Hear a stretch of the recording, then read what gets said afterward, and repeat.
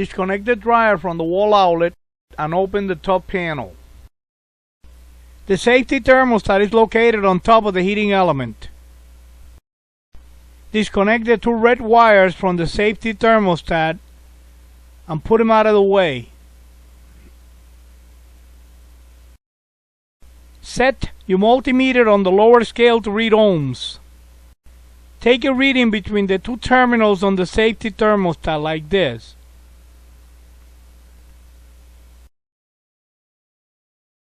The reading should be close to 0 ohms when the thermostat is cold. If the reading is infinity, the thermostat is bad and you will need to replace it. Disconnect the wires from the thermostat. Unscrew the bracket holding screw and remove the bracket with the thermostat on it.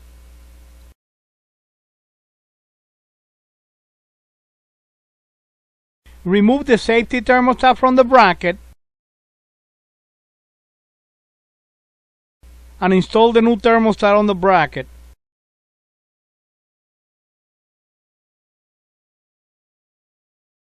Set the thermostat bracket in place, screw in the holding screw, and install the two wires. With the dryer still disconnected from the wall outlet, you will need to remove these two screws to be able to remove the front panel. Remove the door switch wires from this holding bracket. Grab the front panel, lift it up to unhook it from the bottom hooks, take it out, and lean it against the dryer like this. Make sure it's nice and secure or it could fall down and break the door switch.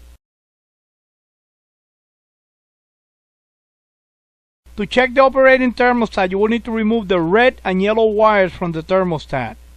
Set your multimeter on the lower scale to read ohms. Take a reading between the terminal that you just removed the yellow and red wires from. The reading should be close to 0 ohms. If the reading is infinity, the thermostat is bad and you need to replace it.